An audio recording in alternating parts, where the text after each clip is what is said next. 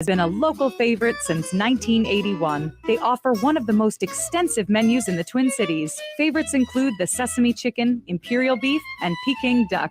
The Great Wall Restaurant is located off 45th and France, with takeout available too. More at greatwallrestaurant.us. The next time you're out in South Minneapolis, make Nightingale off 26th and Lyndale your go-to dining option. It's a comfortable neighborhood restaurant that features a delicious menu of American classics, plus a wide drink and cocktail selection. Nightingale has dining room and bar seating available, plus takeout and delivery. Current hours are 5 p.m. to 1 a.m. daily with the full menu until midnight. More at nightingalempls.com. I'm Angela Warner with Warner Stellian, and if you know me, you know I love a good bargain, which is why I'm telling you about our year-end appliance clearance. Our stores are packed with red-tagged closeouts, scratch and dents, and floor model appliances priced to sell so we can make room for next year's models. And if you buy more now, you save more. Get an additional 10% off 2 red tags and 15% off 3. You'll still enjoy our famous free delivery by our trusted specialists. So hurry into your local Warner Stellian to score a deal before they're gone. Turn to Auto Technical with your vehicle donation. Even though Auto Technical is a small nonprofit, we have helped more families with transportation than any organization in Minnesota. Since '94, we have reconditioned donated vehicles so they have a higher tax benefit.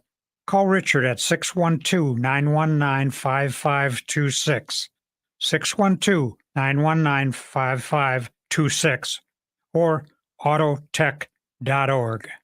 Hey Cudahy to all my friends and relatives in 4 directions. This is Robert Pilot of Native Roots Radio presents I'm Awake. I'm here to ask you for your support. Finding honest Native-centered news is not easy, but with your support, we're able to provide accurate information about Standing Rock, Line 3, treaty violations, and COVID-19 in our Native communities. Please visit Native Roots Radio Network on Patreon and donate if you can. That's Native Roots Radio Network on Patreon. Pinigigi, and thank you for your support. With your AM 950 weather, I'm Brett Johnson. Look for partly cloudy skies tonight with a low around 25, Wednesday sunny with a high near 39, and Thursday cloudy with a high around 38. Get the appliances you've been dreaming of for less at Warner Stellian's year-end clearance. Shop closeouts, scratch and dent, and floor models. Plus, buy more to save more. Take 10% off 2 red tags and 15% off 3 at Warner Stellian's year-end clearance. Portions of Native Roots Radio may be pre-recorded. It's a good day to be Indigenous. Get up, stand up. They are going to become more brutal. Because all the hippies were trying to be Indians anyway. They're going to become more repressive because it's a matter of dollars and their illusionary concepts of power. Hey, Victor. We must live in balance with the earth. And also with recent happenings at Wounded Knee. I am awake. Welcome to Native Roots Radio presents I'm Awake, and I'm your host, Wakanja Hade.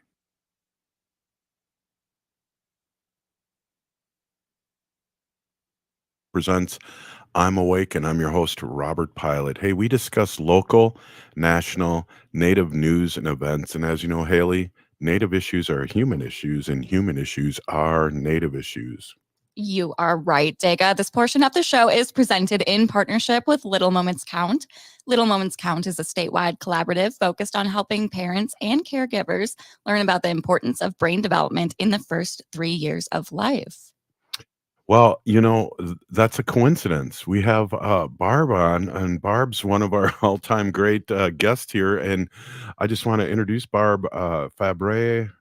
Is the CEO of Indigenous Visioning and All Nations Rise. She's an enrolled member of White Earth Ojibwe Nation, and Barb has been a lifelong child advocate, and we always have fun and learn so much when Barb comes on. Welcome, as always, to Native Roots Radio presents I'm Awake. Bonjour. Happy to be here, as always. You know, we always talk about like really interesting things about our relatives out there, and it's really cool how you work with kids, children, parents. You know, we have a lot of fun, and we want to talk a little bit tonight about tribal blueprint, and I would really love to hear what tribal blueprint is. Sure. So it's been a long process and project between the Bipartisan Policy Center and Indigenous Visioning. And we've been talking about childcare for years. The Bipartisan Policy Center is out of Washington, D.C., and Linda Smith's been on here with me before. And she and I, and Rob Grunwald also helped us. But it's the Invisible Children, Invisible Families, a blueprint for supporting the childcare needs of American Indian and Alaska Native families, is a result of several years spent examining the childcare and early learning needs of our tribal communities, researching and understanding to which extent current level funding that goes out to tribes is definitely not enough. And the more we looked, the more we found. Yeah, can you talk a little bit about what you found in the insights with this 2 years of research? Sure. The three takeaways and recommendations is strengthening communication and collaboration between states, governments, and tribal governments. It's very hodgepodgey, and not every state, not every tribe does it. So in order to really work together for the families sharing the same space of tribes and states, we want to recommend that happens everywhere in every state. The other one is new approaches for tribes to serve members off reservation in the urban areas. We have a lot of families in the urban areas, and this is members, descendants, and they are not receiving the services the tribe offers on their homeland. Thirdly, reforming federal funding to address the tribal needs and using data-driven methods. Right now, there is no formula for it. It's just a percentage, and it's not based on anything. And because many tribes may not have, data systems where they can tell how many, members and descendants they have and can serve, it's really a guessing game by every tribe that receives that funding. And I'll back up a little bit. The Child Care Development Block Grant is what states receive and tribes receive to create child care systems. Yeah, and you hit it on the nose too. I think when people are enrolled members and their family is descendants, a lot of times they don't get counted. And I know one of the most interesting things I've learned over the years of doing this show is how big the urban community is, Barb. It's huge. There's in the report, we were able and fortunate enough to find some data that showed, I want to say there was like 800,000 just in the urban Minnesota setting, and that's membership and descendants that self-identify as Native American. That's a lot of people, and there are no tribal childcare programs, very few. There's I think they counted over 4,000 children from birth to 3. And there's maybe 2 programs in the metro that are urban, are native. And then there's not Tribal Head Start. Good news, Tribal McVie, which is a tribal home visiting, that just recently was able to go through a Minneapolis agency to receive that. But we get a lot of kids there, and they need services. Yeah, and I got to let our audience know too when it comes to this colonized blood quantum. When I was teaching, I had Native kids that were full blood Native, but from different tribes. So that's a challenge too. What other challenges have you run into? Well,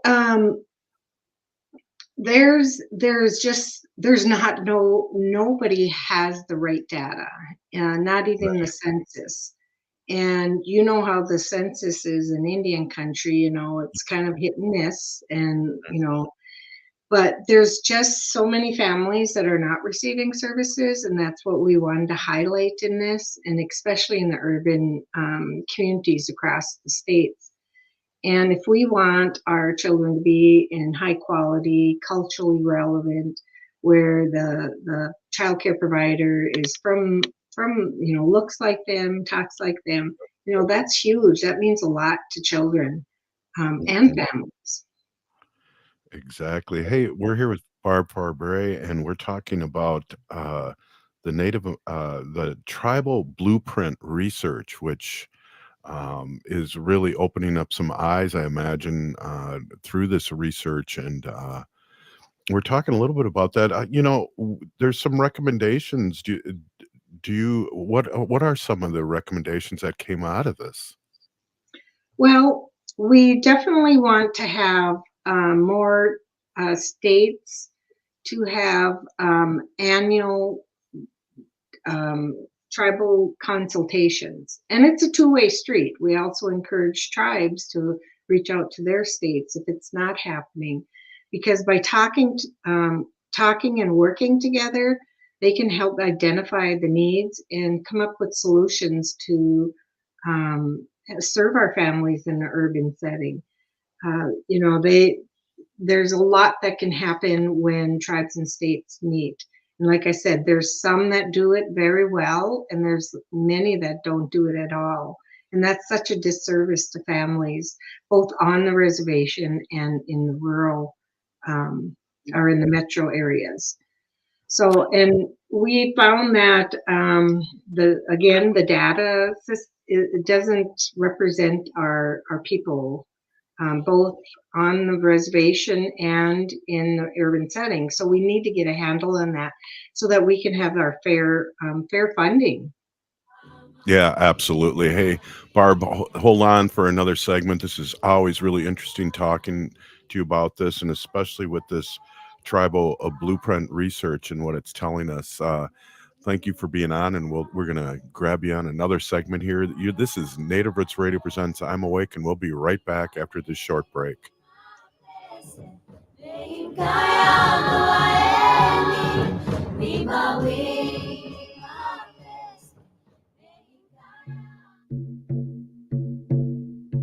When we heal from our traumas, when we face our fears, let go of our addictions, when we relearn our values, when we live our teachings, respecting our elders, cherishing and honoring our children, when we honor and take care of our spirit, there will be no room left for sexual violence. Sponsored by the Minnesota Indian Women's Sexual Assault Coalition.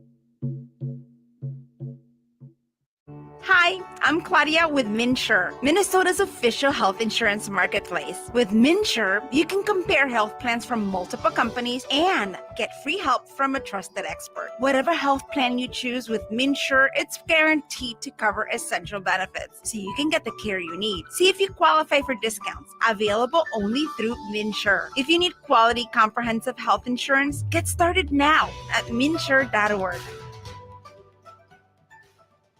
As we gear up for the holiday season, let's prioritize the safety of our community, especially our cherished elders and loved ones.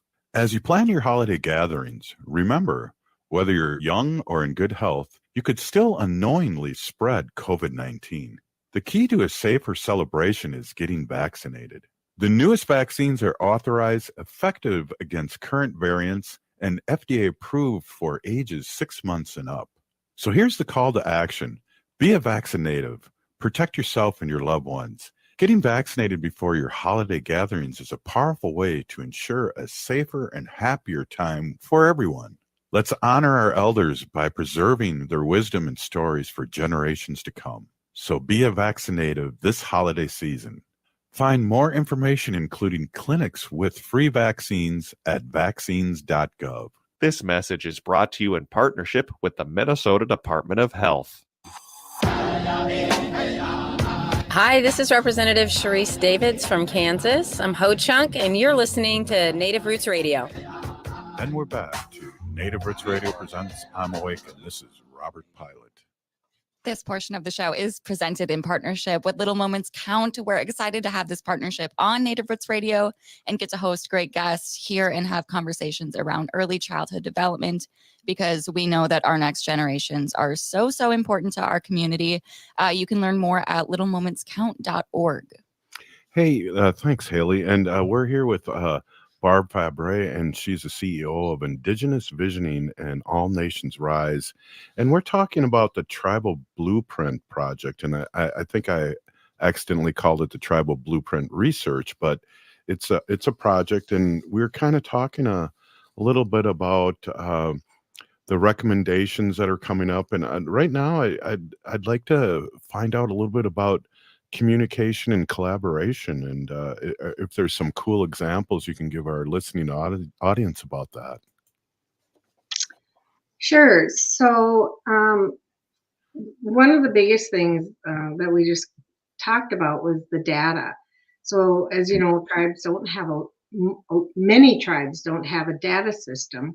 Well, we feel that there's, the federal government should allow additional funding in whatever avenue they choose so that tribes can support and maintain their own data systems. And unless we can tell our story through data, we really are a silent and invisible population.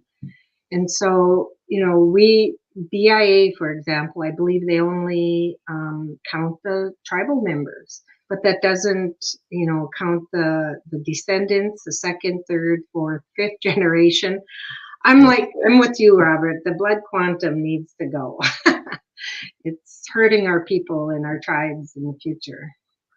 Definitely colonized thinking, and I know there's some nations that have changed that, and but again, data. You don't want to sink a tribe with having too many members, but you also want to do it in a good way and be open to our relatives. So this is part of a big conversation that we have here sometimes, but it fits right in here with the blueprint.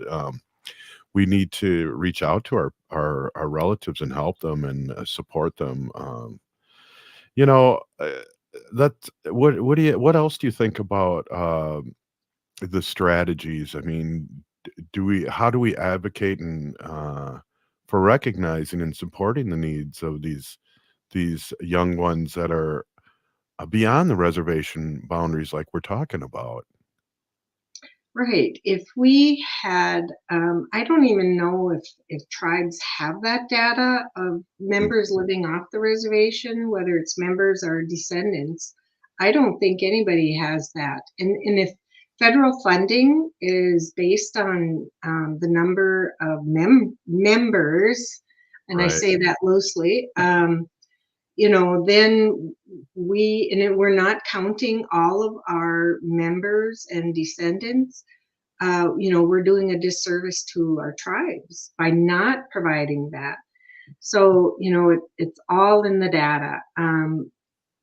The other thing is that we went to Montana and we visited many tribes, and we found even here in Minnesota, I hear it all the time. We find parents, because there's such a lack of childcare, they're driving an hour, on Yeah. winter roads just to get to childcare. And one of the parents that we interviewed out there, he said, he overcame a lot just to get where he was. He was enrolled in their tribal college, and he had a life of challenges, and he got to college, and his biggest challenge was finding childcare, and he felt that shouldn't even be an issue for him, and it really shouldn't. It really Right. shouldn't.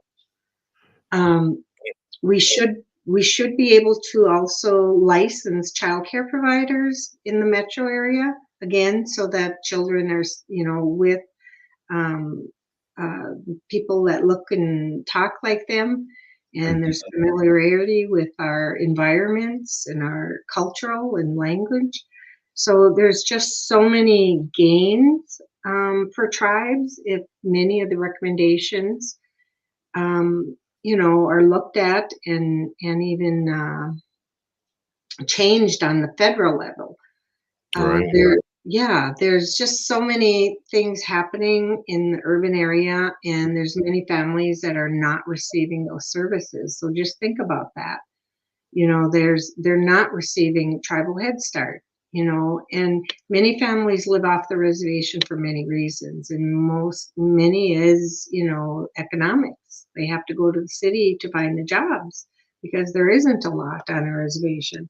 So we wrote this hoping that policymakers will take a look at what we found, what we heard. We did lots of surveys, we did lots of interviews, site visits, and talked to agencies both on the reservation and off the reservation. And there's a lot of common themes there. Wow. And Haley, we've had this discussion on the show, and I can't remember, was it 65% urban Indians as opposed to 35 living on the res here in Minnesota? Was there some number that was unbelievable? I was surprised to hear that, but I've heard it more than once, Barb. Yeah, we found there was, I believe it was around 80% of the members of a tribe living off the reservation. And again, we do not know, is that just members or is that descendants? So, it's not a true story we're telling, even with those numbers. They're probably double. So we need reforming in the federal funding, and we need to talk about this a lot, and consistently talk about it, Barb. Right. And tribes and states, if they met regularly, they could figure this out for their state. So that was one of our big recommendations was for tribes and states just to meet regularly and find out, listen to the memberships both on the reservation and off, and how to come up with funding or services that can reach down to the urban setting. For example, the childcare. It's not in statute, but it's in a policy at the federal level that you can't serve families off the reservation no more than 20. One said 20 miles, another said 35 miles. So, that could be an easy fix. And we are asking that tribes, federal programs allow tribes to go off reservation when it comes to things like that. They already do it in Minnesota for Indian child welfare and for foster care. So they should be able to do it with child care. Absolutely. And Barb, you know this, and I know you always come up with great stuff. We need a call to action that our listeners and people that will be listening to this once it turns into a podcast and is out there again.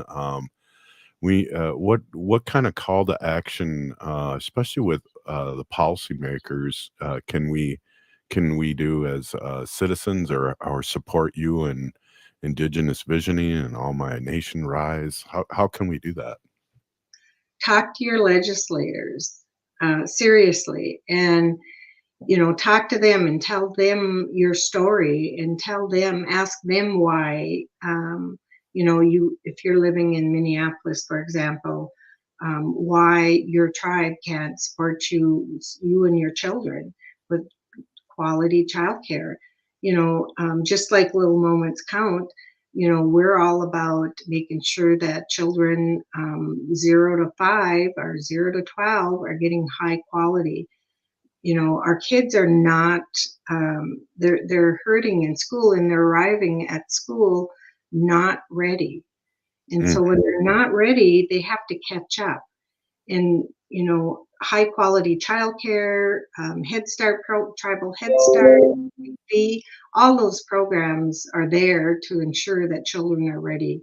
But only a small portion of children receive those services right now. So, along with that, what is your opinion of some of the most critical steps that need to be taken to ensure success? I hear a couple steps. Are there any more? Well, definitely get involved. Especially with when tribes encourage tribes, your tribal leaders, and encourage your state leaders, officials, to have these tribal consultation. This is where all of this is discussed, and parents can go to it, programs can go to it and ask questions, and and when they come to tribal consultation, all of that is documented. So the questions are documented, the responses are documented, but you're raising the issue, and there's not enough people raising these issues. Is there a place, Barb, where somebody could get the tribal blueprint research to bring along with them? Is it on a website, the research and what's been found out, or? Yes, go to the Bipartisan Policy Center. You'll find some of the interviews that we did. We did a segment of interviews of parents and officials, both state and tribes, just talking about this. And then you'll also find this blueprint and print it out and take it with you when you go and talk to your legislators and tribal council. Absolutely. Barb, thank you so much for coming on. And it's really always good to see you, and happy holidays, happy new year. And we'll see you probably again next year. We really appreciate the information and the work that you, Little Moments Count, Indigenous Visioning, and All My Nations Rise do. Peeny Gigi, thank you so much for coming on. Miigwech. We'll see you. Hey, up next, Arvina Martin, and we'll be talking politics. This is Native Roots Radio Presents I'm Awake. Stay with us. So,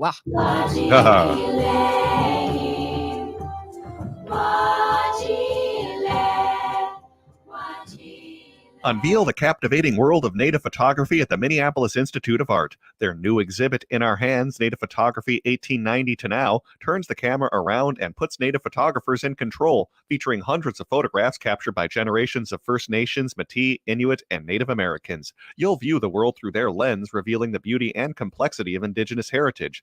Don't miss this incredible experience. Visit In Our Hands at the Minneapolis Institute of Art now through January 14th. For more info, visit artsmia.org. Signing up for $1 bus and train rides with the Transit Assistance Program, or TAP, is quick and easy. Do it straight from your computer or phone by uploading one of the pre-approved documents listed at metrotransit.org/TAP, along with a copy of your ID. We'll mail you a go-to card with a full year of discounted rides. For questions or translation help, call 612-373-3333. 612-373-3333.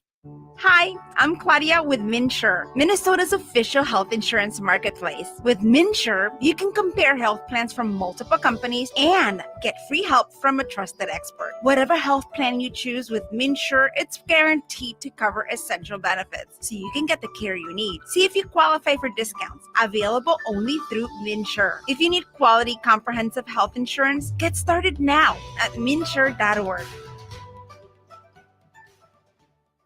As we age, it's important to invest in our health and to help protect it.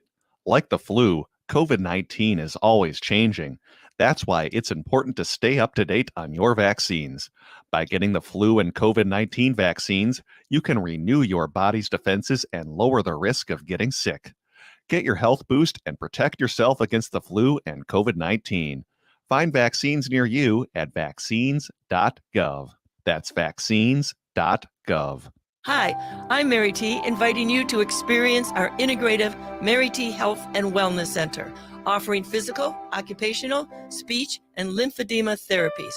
Experience our guided imagery, meditation, Tibetan medicine, dry needling, massage services, including cupping and oncology massage. Sign up for our free wellness screenings and learn more at marytwellness.com. All major health insurance providers are accepted. Come for therapy. Experience wellness. Minnesota has the only original wolf population in the continental United States. And 80% of Minnesotans believe the wolf should be protected. Howling for Wolves is asking Minnesotans to respect our true wildlife manager, the wolf. Their survival is critical to our ecosystems, our communities, and even our economy. As highly intelligent animals with strong social bonds, Minnesota wolves deserve to be protected and admired. Learn more at howlingforwolves.org. Let's live and let howl. How? With your AM 950 weather, I'm Brett Johnson. Look for partly cloudy skies tonight with a low around 25, Wednesday sunny with a high near 39, and Thursday cloudy with a high around 38. Eat Local Minnesota is a great way to find locally owned restaurants and food purveyors. They feature high-quality food and unique eating experiences for your next meal. Some of those restaurants and food purveyors include 30 Bales and Latunji's Palette. Find a full list of all of our restaurants and food purveyors at eatlocalminnesota.com. You're listening to Native Roots Radio. This is Spirit from Reservation Dogs. Get up and listen.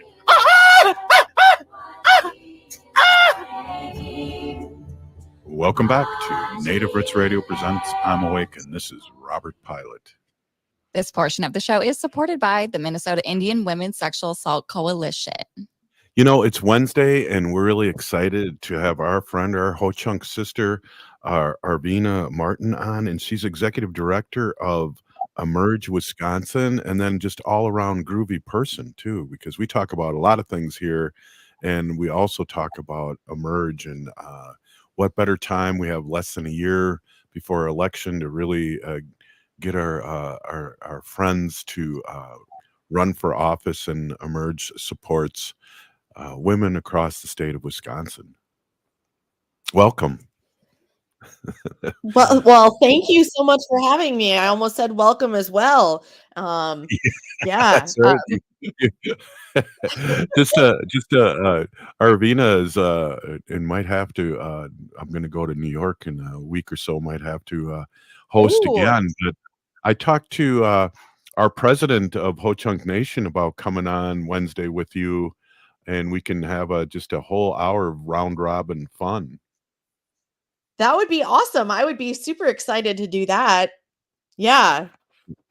Yeah. Speaking That of, would be fun. yeah, and he's a personality plus and really smart guy, and I'm happy that he's our president. Really, we don't talk a lot of Ho-Chunk politics here because of my other job, but I really support our president, John Greendeer. Just a really smart guy that really is there for the people. And has a good heart. Yes, definitely. Arvina, you know, there's some exciting news, and we talked a little bit about it, but we're glad that we have Arvina on because there's a couple things. Arvina's based out of Wisconsin, and Arvina also was the first Native American city council member in the city of Madison, and is really plugged in politically, as I saw when I was down there being the voice of Wisconsin during the during the convention. That so plugged in. But wow, some really good news. Kind of catching up to Minnesota because we have the same thing here, and we have a couple schools, but nevertheless, really exciting news about how the free tuition came out. Yeah, UW-Madison announced on Monday that they are going to be having, starting next fall, any student who is a member, an enrolled member of one of Wisconsin's 11 federally recognized tribes will be able to attend University of Wisconsin-Madison, the flagship university of the University of Wisconsin system, home of the Badgers. Yay! And awesome, amazing women's volleyball team, as well as women's hockey. I guess the guys are okay too at hockey, but you know, the women are really kicking sheesh in volleyball, and women's volleyball made it to the Final Four just recently. But anyways, free tuition, free room and board expenses for Native students who are members of one of the 11 federally recognized tribes of Wisconsin. And then I believe it was yesterday that it was also announced that the law school is going to do the same thing. So for any of you Native folks in Wisconsin that have been thinking about going to college or going back to college or going back to get a degree, maybe this is your sign that you should go check it out and see what your options are, because there's potential for your tuition to be covered, and then you don't have to worry about student loans, etc. Especially if you're looking at things like law school, those student loans can be huge in making the decision. I know that I thought about going to law school for a while because I'm interested in and work in politics and such. And then was like, I don't want to take out debt. And have realized since that time that I am not an attorney type. I am, by nature, I am an organizer, and that is not necessarily the same skill set that attorneys have. So I'll continue organizing people while we have the people that are good, the attorneys that can interpret laws and policy.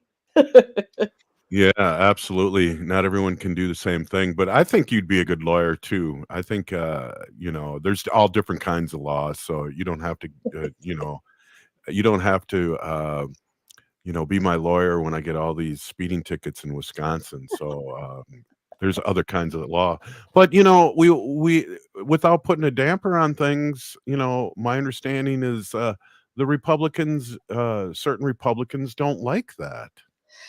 Yeah, I've heard rumblings of things happening, but nothing official has come out yet. But it's interesting because this announcement came out basically on the heels of the UW regents voting to agree to and I'm using, for those of you who aren't watching us online, I'm using air finger quotes right now to say compromise, and a compromise that allowed the university to give pay raises to their staff at the expense of DEI, diversity, equity, and inclusion staff on campus. They're freezing positions with the intent on cutting positions, as well as making a lot of those positions student worker positions, which are completely different than a full-time employee position. So there was when the decision was signed as part of the joint committee on employee relations, aka Joker. In this case, the acronym is kind of appropriate.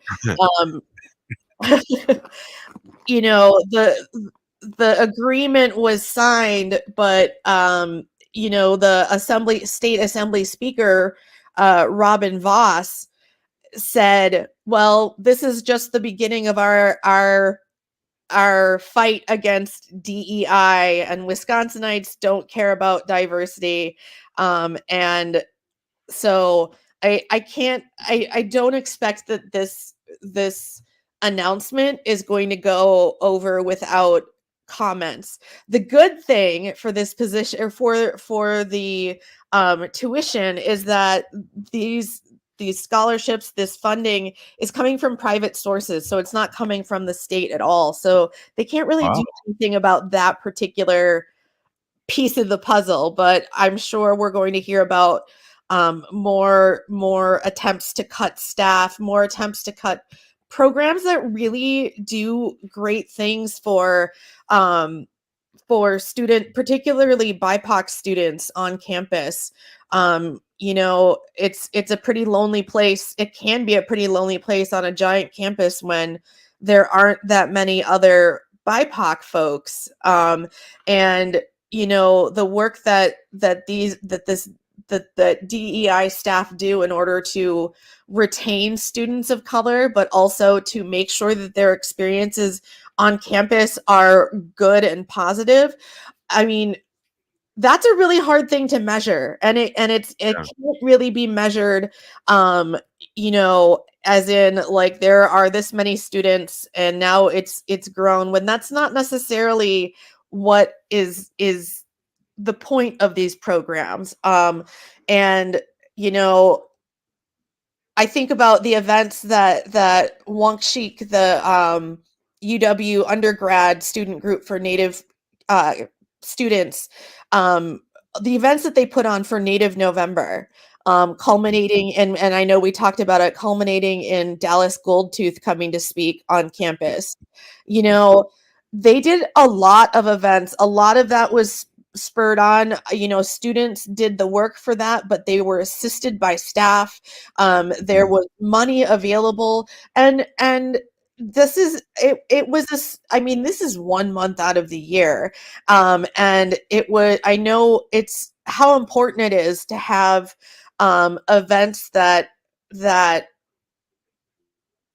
celebrate culture, that celebrate the things that are important to you and values in your life, and a lot of those things fall by the wayside. So, you know, DEI funding is a really big deal, and when you want to think about retention of particularly BIPOC and as well as queer students, you know, Right. having that program and having safe spaces available where people can let go and take off that mask of like participating in society, a society that doesn't quite welcome you. It's really important to have those spaces in order for students who are BIPOC or who are queer or who are different in any other kind of way, that they have those kind of spaces. I know the term safe spaces gets kind of a bad rap, but like having like a home base or a place where you can just be yourself is so important, because a lot of kids have that in cafeterias. A lot of kids Right. have that, you know, at student unions, and it's not the same. And to think about it as the same, it really does a detriment to our BIPOC and queer students on campuses. So You know, you know, when I was teaching, I always had a loaf of bread and peanut butter and jelly for any one of my students to come in, because, you know, Arvina, we're all about community, mhm. and sometimes they need a break, and they need some food in their stomach, and they need things that you're talking about, and that's a basic need for our people, not just our students, but everybody. Absolutely. It's having an appropriate space to just let go and to just be, and not having to have, I mean, I think about my time in college and how outside of my Native American studies classes, if anything came up about natives, every single eye would in the room would turn to me. And you know, especially students of color or queer students feel like they have to be the resource, and they end up doing teaching to their fellow students, and that's not what you're there for. You are there to learn. And it can be really, really hard to have that kind of wall up all the time in order to protect yourself, in order to get your education.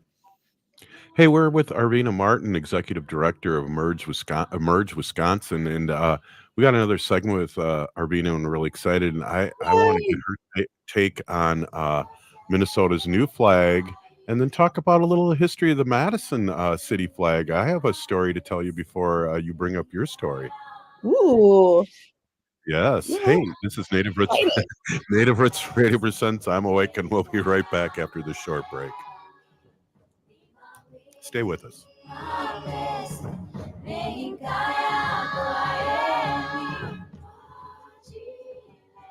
Signing up for $1 bus and train rides with the Transit Assistance Program, or TAP, is quick and easy. Do it straight from your computer or phone by uploading one of the pre-approved documents listed at metrotransit.org/TAP, along with a copy of your ID. We'll mail you a go-to card with a full year of discounted rides. For questions or translation help, call 612-373-3333. 612-373-3333. J&S Bean Factory is a Native-owned, community-supported, cozy, artsy coffee shop which offers roasted on-site beans, live music, and baked goods. Relax in the beautiful outside patio. City Pages writes, voted top 10 coffee shops. Tucked into a quiet corner of St. Paul's Highland Park neighborhood, this coffee shop roasts beans on site from the best coffee growing countries in the world. Located at 1518 Randolph Avenue, St. Paul. The good stuff. As we gear up for the holidays, let's keep our friends, relatives, and elders protected from COVID-19. Even though the emergency declaration is over, COVID-19 is still a concern, especially for those with compromised immune systems. So when you get together this holiday season, opt for outdoor gatherings if weather permits or well-ventilated indoor spaces. And here's a tough one. If you're feeling unwell before your gathering, stay home.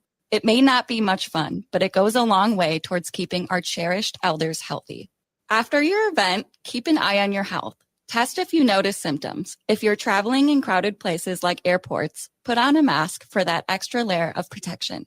Let's make this holiday season the healthiest ever, securing a brighter future for our Native community. For more tips, visit health.state.mn.us. That's health.state.mn.us. This message is brought to you in partnership with the Minnesota Department of Health. Hi, I'm Jane Fonda, and you're listening to Native Roots Radio. And we're back to Native Roots Radio presents I'm Awake, and this is Robert Pilot. This portion of the show is supported by Howling for Wolves, protecting wolves for future generations. Arvina. Oh. Good one. Good That's one. the Little puppy delay. version. The little wolf that's just learning how to howl. My God. Hey, we're with Arvina Martin, and she's executive director of Merge Wisconsin. And I have a cold, so it sounds like merge, but I meant to say emerge. Emerge. Yep. Emerge. Thank you. Hey, we're going to ask you about Minnesota's state flag, but first, before we do that, I want to bring up, have I ever told you a story that I lived in Madison and that I marched in the Madison Scouts Drum and Bugle Corps? I had no idea. Yeah. And the Madison Scouts used to practice right in the big field right by where my house is. So you probably practiced over there, right next to where I live. Was it off Johnson Parkway?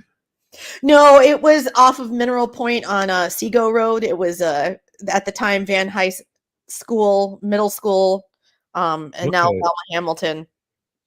Well, I'm talking about the 70s, and okay. So I lived there in the 70s, and I graduated in 79. So a few years living there, but I just wanted to talk about the Madison flag for a second with that background.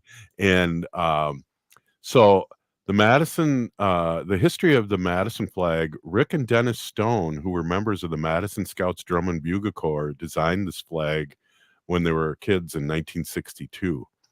So that's just kind of funny. And I know there's a story, a more updated story about their design, but I thought I'd just throw that out there. It's pretty funny. Small world. I know Dennis really well. And, oh, really? He's an alumni like I am. Nice. Well, I lived in Madison in the 70s too for about a month and a half because I was born in November 1979. So I lived there for a month and a half in the 70s.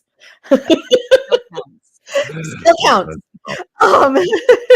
But so while I was on city council, the city of Madison flag, it's a great flag. I don't know if anybody here is aware of the organization called the North American Vexillological Association. That word is still very hard for me to say. It is like a group of people that study flags and like the design of flags. And the city of Madison's flag was always rated A+ or like at the top of city flags because the design is simple and it's elegant and it's very nice. The only problem is that there was a Zia sun symbol in the center, which, for those of you who are familiar, There are not Zia Pueblo. The Zia Pueblo has nothing to do with Madison, Wisconsin. The Stone Brothers, however, saw this design. It looked like kind of like like an overhead view of our Capitol building. So, when they picked this design back in the 60s when they were kids, they weren't thinking about that design. And so when I was elected, I reached out to the Zia Pueblo, and I told them that, we're changing this. And basically we kept the same design. We just took out that symbol. And instead put like a yellow dot in the middle of like the cross that's there. So it's, some color and everything. But the design that the Stone Brothers came up with was really great and really reflected the city being on an isthmus and where the Capitol building is. It's a great flag. So we were able to keep the spirit of the flag and what it represents to the city of Madison while taking out cultural appropriation and a symbol that didn't really belong to us. And when we did it, my fellow alder who I worked on this project with, Mo Cheeks, we had a flag printed, and we gave that new version to the Stone Brothers that night, in honor of their contribution to the city of Madison history and a really important symbol to the city. So, I've been following this story about Minnesota's flag and trying to take out some of the inappropriateness. And I'm really impressed with the flag that was decided upon. It's a really great flag. And because I spent so much time reading about the opinions of members of the Vexillological Society, that I kind of feel like I understand what makes a good flag design. And one of the number one thing that they said don't do is don't put a seal on it. Like a state seal, not like an animal. If you want to put a seal on your flag, I guess it's fine. But the simplification of the design and the star, representing the North Star, and then the blue field that represents the Mississippi River, I think it's amazing. That's a really great flag that Minnesotans can be really proud of. Yeah, were you familiar with the old one with the Indian running away and the guy with the gun ready to shoot him? I had no idea until recently that was what was it was just on my list as one of the flags that has a seal on it. But holy no, like come on. Yeah, well, it reminds me of the Sioux uprising for some reason. There's a native on a horse flying through this guy's field, and then there's a big shotgun leaning against a tree stump, ready for him to take action against this Indian. Yeah. Oh, there you can't really. I'll find a better one. Yeah, Haley, it's hard to see, but there's it was the seal too. But so we're happy. I'm happy regardless. And I think change is good and change is inevitable. But can you see way in the back there? Oh my goodness!